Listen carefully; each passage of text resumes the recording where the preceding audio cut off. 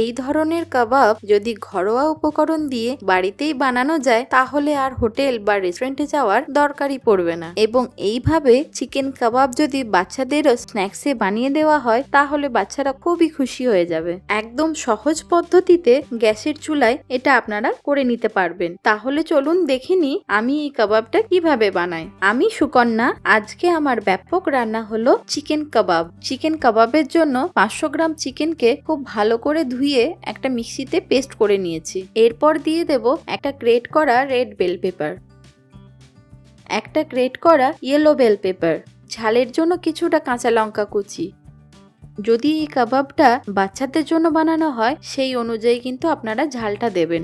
আমি এখানে কিছুটা ধনেপাতা আর 2 ইঞ্চির মতো আদাকে গ্রেট করে রেখেছিলাম, সেটাও এখানে আমি দিয়ে দিলাম। এরপর দিয়ে দেব 1 চামচ গোলমরিচ গুঁড়ো, আর দিয়ে দেব 1/2 চামচ জিরে গুঁড়ো আর 1/2 চামচ ধনে গুঁড়ো।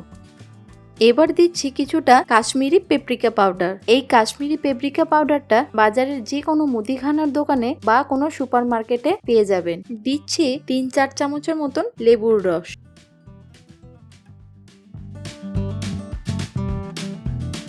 সবার শেষে দিয়ে দেব কিছুটা কুচিয়ে রাখা স্প্রিং অনিয়ন।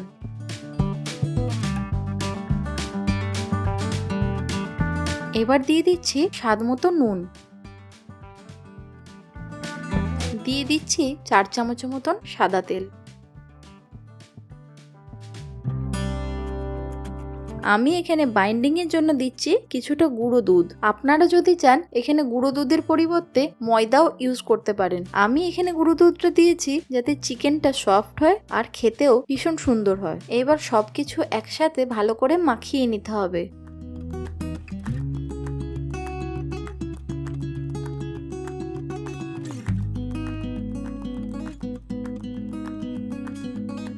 এখন কাবাবগুলো বানানোর জন্য আমি হাতে কিছুটা সাদা তেল মাখিয়ে নিয়েছি। অল্প করে চিকেন নিয়ে এরকম করে হাতে করে চেপে চেপে কাবাবের শেপ দিয়ে নিতে হবে।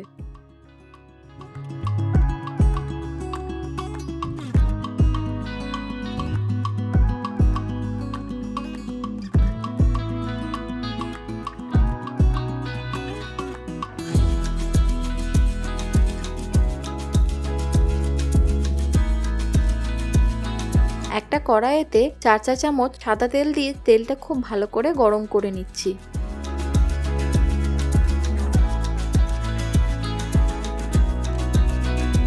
এবার একটা স্প্যাচুলা বা খুন্তির মাধ্যম দিয়ে কাবাবগুলোকে তুলে তেলের মধ্যে দিয়ে দেব। আমি এখানে অল্প তেল ইউজ করছি। আমি কাবাবগুলোকে শ্যালো ফ্রাই করে নেব।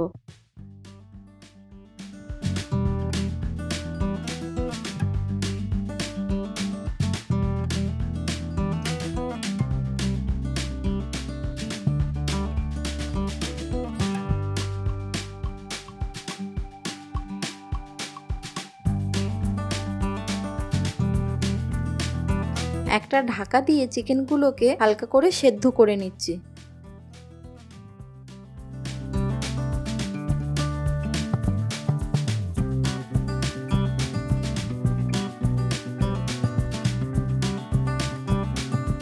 তৈরি হয়ে গেল এত সুন্দর আর সফট চিকেন কাবাব।